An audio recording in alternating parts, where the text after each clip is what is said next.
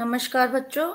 आज हम जवाहर नवोदय विद्यालय कक्षा 9 की 2021 की परीक्षा में आए हुए प्रश्न पत्र के हिंदी भाग के 15 प्रश्नों को हल करेंगे। तो सबसे पहले पेपर पढ़ लेते हैं। प्रश्न पत्र में क्या आया हुआ है, निर्देश देखिए।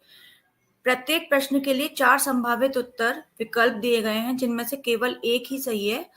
सही उत्तर चुनकर उसको OMR उत्तर पत्रिका पर उपयुक्त स्थान पर दर्शाना है। ठीक है, तो पहला प्रश्न है, जिस वाक्य में साधारण वाक्यों का मेल रहता है उस वाक्य को क्या कहते हैं? तो उस वाक्य को बच्चों कहते हैं संयुक्त वाक्य।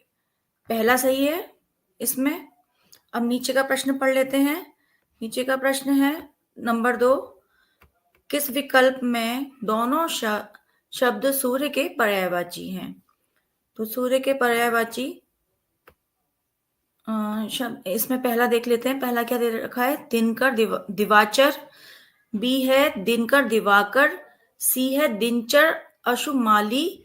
डी है भानु दिनचर। तो इसका सही है बी, दिनकर दिवाकर। तीसरा प्रश्न है, शुद्ध रूप छांटिए। देखिए ए ये गलत लिखा हुआ है, बी भी गलत लिखा है। तीसरा आशीर्वाद इस तरह लिखा जाता है, बिल्कुल सही है। चौथा प्रश्न है, शाश्वत का विलोमार्थी शब्द कौन सा है? तो शाश्वत का मतलब होता है हमेशा बने रहना। इसका विलोम होगा, देखिए कौन कौन से ऑप्शन दे रखे हैं, अमर, अनश्वर, नश्वर और ईश्वर। तो इसका होगा विलोम नश्वर। ठीक है, नश्वर मीन्स नष्ट होने वाला। पांचवा प्रश्न है, गंगा शब्द और खलिस्तान है, फिर संज्ञा है। ये कौन सी संज्ञा है? ए ऑप्शन दे रखा है व्यक्तिवाचक, बी है भाववाचक, सी है जातिवाचक, डी है पदार्थवाचक। तो ये है व्यक्तिवाचक संज्ञा। व्यक्तिवाचक संज्ञा क्या होती है आपको पता है? जो शब्द किसी व्यक्ति, स्थान या वस्तु का बोध कराते हैं उसको व्यक्तिवाचक संज्ञा कहा जाता है। जैसे गंगा है तो ये गंगा व्यक्तिवाचक संज्ञा है। छठवां प्रश्न है, कोरोना संकट के दिनों में मास्क लगाकर बाहर निकलने का आग्रह करते हुए आप किस लोकोक्ति का प्रयोग करेंगे? जान हथेली पर है, जान है तो जहान है, नाक का सवाल है, जान के लाले पड़ना। तो इसका होगा जान है तो जहान है। अगला है, मात्रा या वचन बताने वाले विशेषणों को क्या कहते हैं? तो इसमें ऑप्शन पढ़ लेते हैं। पहला क्या है, एक सेकेंड। पहला है संख्यावाचक, दूसरा है गुणवाचक, सी है सार्वनामिक और डी है परिमाणवाचक। मात्रा या वचन बताने वाले जो होते हैं, देखिए जिन विशेषणों में संज्ञा या सर्वनाम के परिमाण यानी मात्रा या वचन का बोध होता है उसे परिमाणवाचक विशेषण कहते हैं। ठीक है, तो इसमें परिमाणवाचक आएगा, डी सही है। आठवां है, ढ शब्द का उच्चारण स्थान है। तो इसमें ऑप्शन है मूर्धन्य, दंतय, मतलब ये तो आपको ये सब आपने पढ़े होंगे। देखिए ये पहला है, ये कहाँ से पढ़ा जाता है, ये है मूर्धा से स्पर्श होती है जब जीभ, तो उसे कहते हैं मूर्धन्य। दंते माने दांतों से जब उच्चारण होता है, ओष्ठ से यानी कि होठों से, और कंठ है यानी कि कंठ गले से जब हम बोलते हैं। तो ढा जो है मूर्धन्य है। ट, ठ, ड, ढ, ण ये सब मूर्धन्य है। नौवां प्रश्न है, घोड़ा का बहुवचन है। तो ए है घोड़ों, बी है घोड़े, फिर सी है घोड़न, डी है घोड़ा। तो इसका बहुवचन क्या है, घोड़े। बी वाला सही ऑप्शन। 10वां है, महादेवन तो सदा स्वार्थ पूरा करना चाहता है। वाक्य के रेखांकित कथन के स्थान पर दिए हुए मुहावरों में से किसका प्रयोग ठीक रहेगा?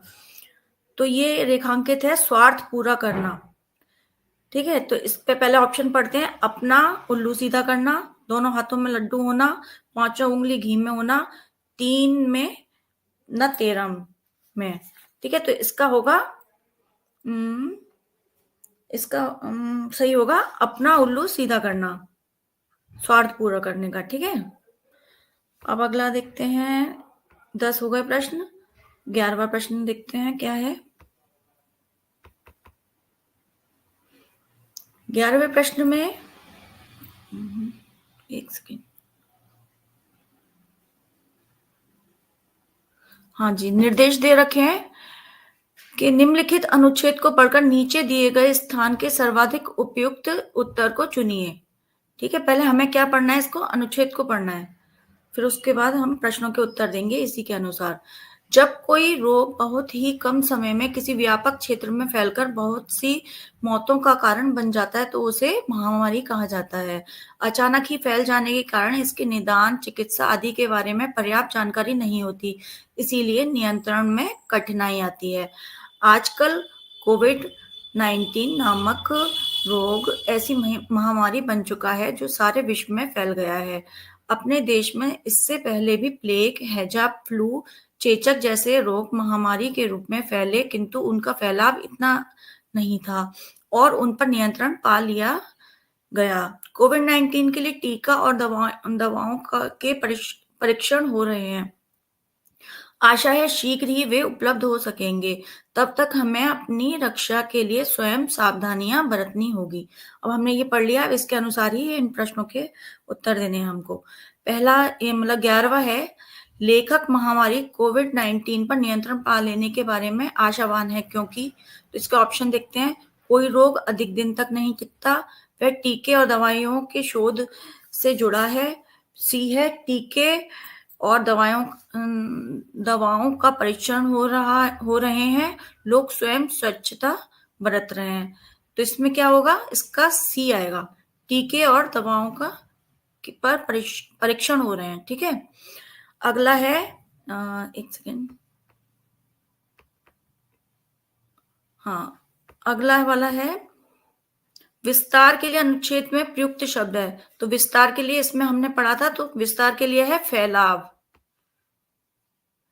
ठीक है, 13वां है, किस शब्द का निर्माण किसी उपसर्ग से नहीं हुआ। तो देखिए ये पहला है परीक्षण।